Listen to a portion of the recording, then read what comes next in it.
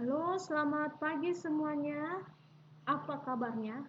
Ibu berharap semua berada dalam keadaan sehat. Nah, pada saat ini Ibu kembali mengirimkan satu video pembelajaran buat kita semua. Namun sebelum kita memulai pembelajaran kita pada saat ini, ada baiknya kita terlebih dahulu berdoa. Mari kita berdoa. Terima kasih Tuhan buat waktu kami pada saat ini. Jikalau pada saat ini kami masih berkesempatan untuk mengikuti pembelajaran, mari Tuhan berkati kami. Dan meskipun kami mengikuti pembelajaran melalui video pembelajaran, mari Tuhan yang memampukan kami agar kami dapat mengikutinya dengan baik. Dalam nama Yesus kami berdoa. Amin. Nah, baik anak-anak ibu semuanya, sekarang kita masih di tema 6, menuju masyarakat sejahtera. Namun saat ini kita sudah masuk ke subtema 2, yaitu membangun masyarakat sejahtera, dan muatan pelajaran pada saat ini adalah bahasa Indonesia. Topik kita pada saat ini adalah menentukan kalimat utama dalam teks non-fiksi. Teks non-fiksi adalah teks yang berisi fakta atau hal-hal yang benar-benar terjadi. Contoh teks non-fiksi adalah berita, artikel, jurnal, dan setiap paragraf memiliki kalimat utama. Kalimat utama merupakan kalimat yang bersifat umum dan mengandung gagasan utama. Kalimat utama tidak selalu berada di awal paragraf.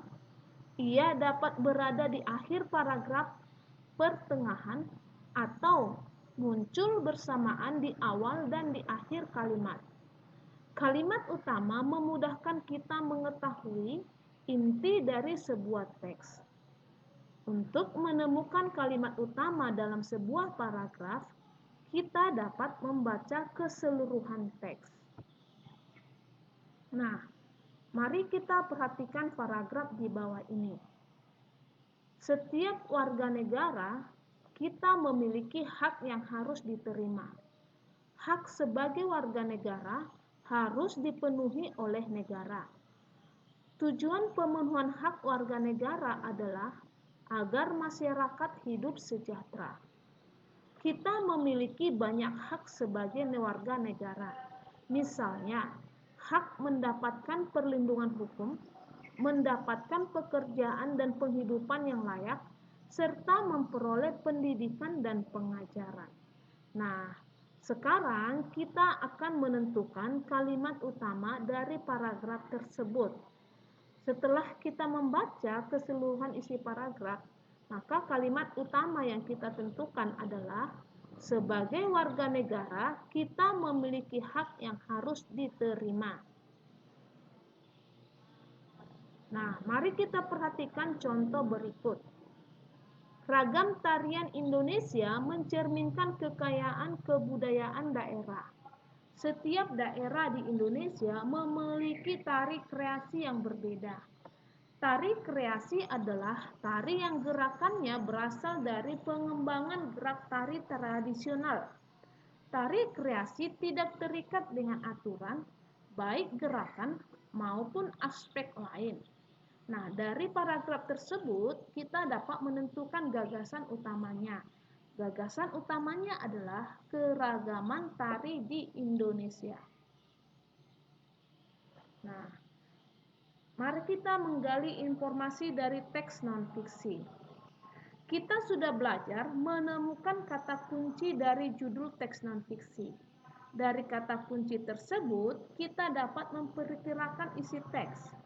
Kita juga dapat menemukan kata kunci di setiap paragraf. Berdasarkan kata kunci tersebut, kita dapat memperoleh informasi dari teks. Kata kunci dari sebuah paragraf dapat berupa kata atau ungkapan yang berisi informasi penting. Kita dapat membuat peta konsep dari kata kunci yang terdapat di setiap paragraf.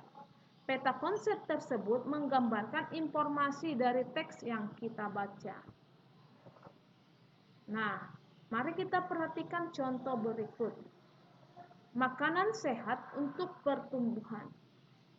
Siswa kelas 6 sekolah dasar dapat dikatakan berada pada masa pertumbuhan yang sangat penting. Pertumbuhan dipengaruhi oleh banyak hal. Salah satunya adalah makanan. Makanan yang sehat sangat diperlukan untuk pertumbuhan badan. Nah, dari paragraf tersebut, kita melihat judul teksnya adalah makanan sehat untuk pertumbuhan. Kata kunci pada judul adalah makanan sehat pertumbuhan. Kata kunci paragraf di atas adalah pertumbuhan. Nah, sekarang kita masuk menggali informasi kembali dari teks non-fiksi yang bagian kedua ya. Informasi dari teks dapat diperoleh dengan menentukan gagasan utama setiap paragraf. Gagasan utama dirumuskan berdasarkan kalimat utama setiap paragraf. Selanjutnya, kita dapat merangkum gagasan utama dalam bentuk teks. Nah, sekarang kita menuliskan gagasan utama dan kalimat utama setelah membaca teks non-fiksi. Ayo, ingat kembali, setiap teks non-fiksi memiliki gagasan utama. Gagasan utama merupakan pokok pikiran sebuah teks. Setiap paragraf dalam teks memiliki kalimat utama di dalamnya. Kalimat utama berisi inti informasi dalam satu paragraf. Mari kita perhatikan contoh berikut. Hak warga negara berkaitan erat dengan tujuan nasional yang tercantum dalam Undang-Undang Dasar 1945 alinea keempat. Oleh karena itu, hak warga negara harus dilaksanakan. Dengan melaksanakan hak, tujuan nasional menjadi mudah tercapai. Sebelum melaksanakan hak, kita terlebih dahulu melaksanakan kewajiban. Nah, kalimat utama dari paragraf di atas adalah hak warga negara berkaitan erat dengan tujuan nasional yang tercantum dalam Undang-Undang Dasar 1945 alinea keempat. Nah, gagasan utamanya adalah hubungan hak warga negara dengan tujuan nasional. Nah, sampai di sini pembahasan kita tentang teks non-fiksi.